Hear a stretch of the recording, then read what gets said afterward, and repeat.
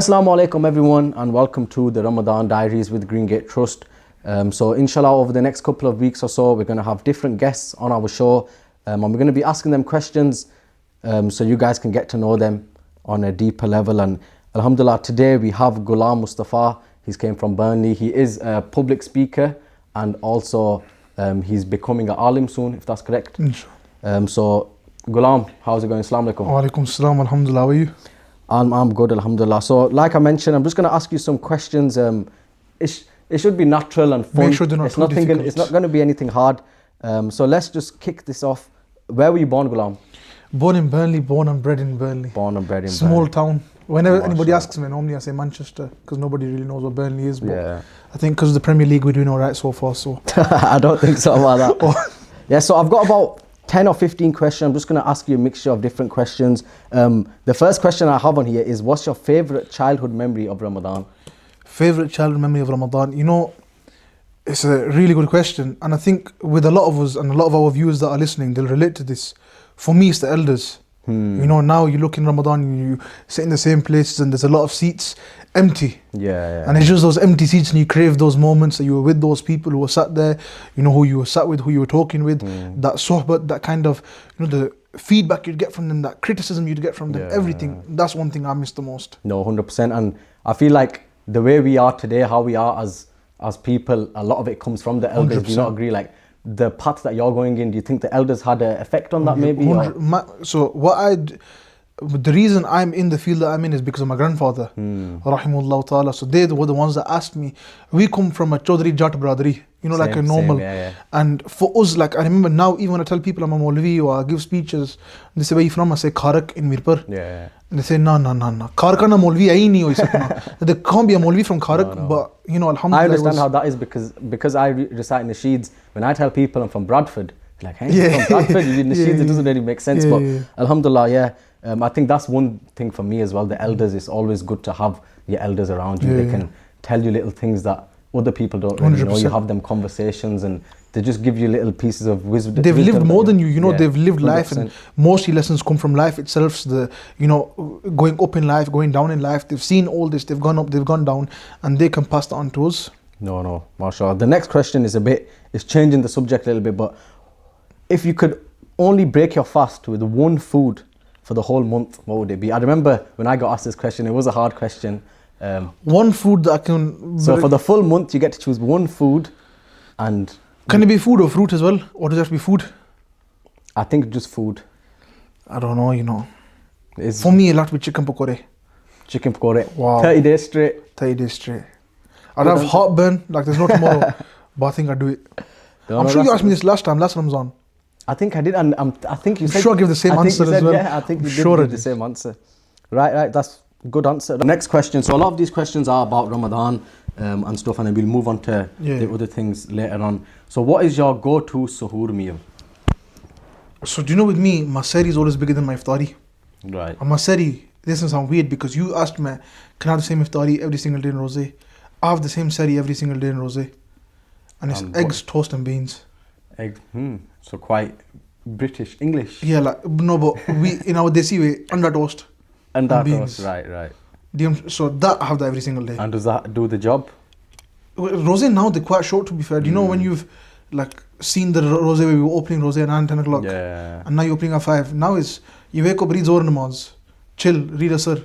That's it, you know, you've done basically. Done, I think the people who are doing Ramadan this year, like especially a lot of the young children, it's a lot easier for them now. A lot easier. Compared to how we were. I remember when it used to be 8 o'clock, 9 o'clock and we still not open. Do you know what I'm trying to say? We used to be like, I remember we used to go football and stuff. Like, actually now they look at me, you want to think that I go football.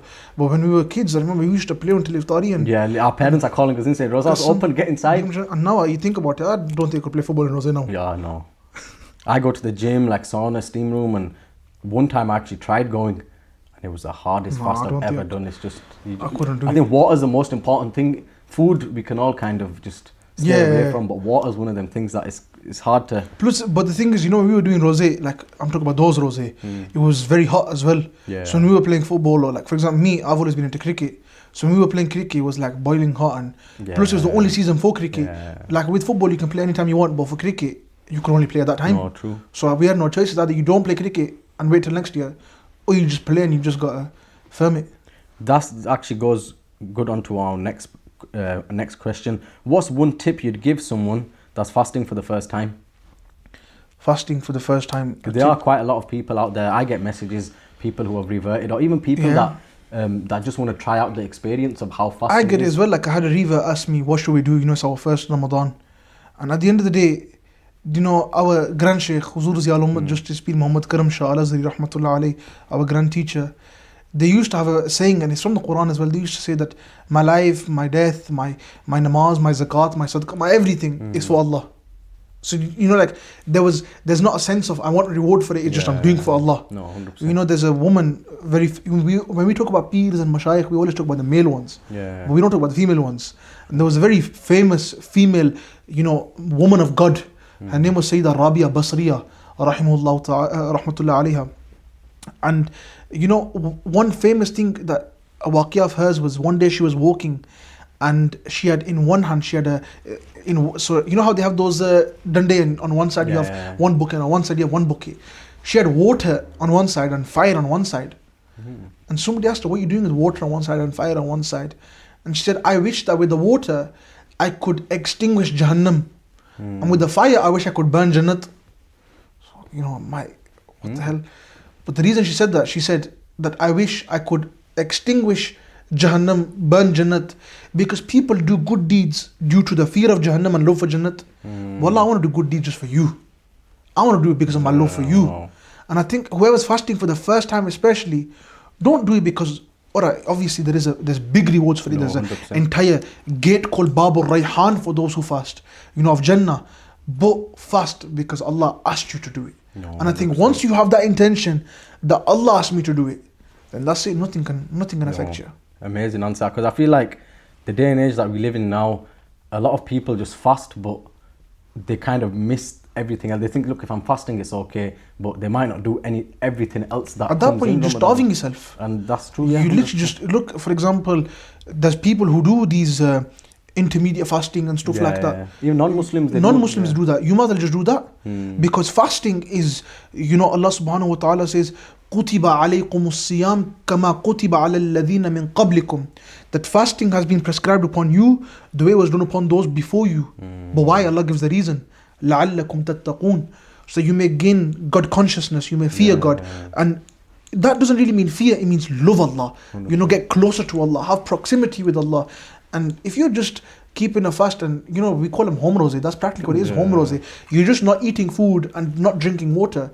But except for that, your actions, your, you know, rosa is of the actions, of the eyes, of the legs. You don't walk towards haram, you don't look at haram, you don't hear haram, you don't see haram, you're not doing anything haram. That's what a rosa is, abstaining 100%. From all those things.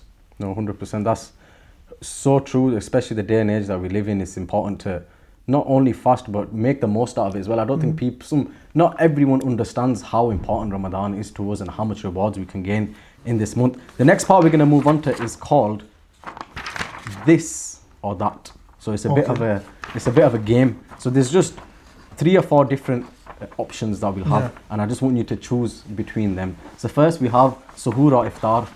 Suhoor? Yeah. Right. Sari, fotabala, whatever you want to call it. Suhoor over iftar. Yeah. Alright, that's fine. So the next one we have is home iftar or restaurant iftar. You can't be a home iftari. You can never be a home iftari no matter where you go. Right, that's fine. Eid gifts or Eid food? Never had an Eid gift in my life. So I'll say that's Eid the food. same answer. I think we're at the age now where we have to give Eid gifts rather than. I've never had, you know, like even people say like, now I've seen on TikTok, I'm decorating my house. I've never decorated my house. So you've never had an Eid gift? Never had Eid gift. Or also, like when we were kids, you'd get a 10 or a 20 pound. Yeah. But when you mean gift, do you mean paise or do you mean like? No, I think money counts as a gift. So. Oh, then but Eid food's always better because our Pakistanis, you're not getting more than 50 quid Eid anyway. Alright, so next we're going to move on to some questions about Greengate. So you know a bit about Greengate Trust and you've like done work with us in the past. What's one of your favourite projects that Greengate Trust do? So we do have loads of projects. We've got the water well, we've got the Yemen project, we've got the Gaza project. So if you could choose one project that is just personal to you and one that you... I'll tell you something, you know, funnily enough, I met a charity person this morning. They're from a different charity and they said, there's a project we want to do, what do you advise? And I said, I was sat with Eula last year and you lot told me about something. It's you make bread factories or something, or shops, or a bakery or something. Bakery, yeah. So you make a bakery In Yemen. and in Yemen, and you let the people there work there, and they'll do their own thing there. And there's a saying that you can give fish to a person, you can teach him how to fish. Yeah, 100%. Teaching him how to fish is better than giving him fish. That's more of like, it's more of like a livelihood project. So it gives bread to the people who need it the most. So they have young kids and people in the area who need bread, so they can go to the bakery, get the bread. But then also the people who need jobs in the local area, they can also work at the bakery as well. So it's kind of like 100%. 2 in 1. So that's your favorite project? Personally, yeah. Right, the next question. What's the hardest part of fasting for you? Other than not eating food. With fasting, it's the fact that we underestimate it a lot. We don't understand the value of Ramadan itself.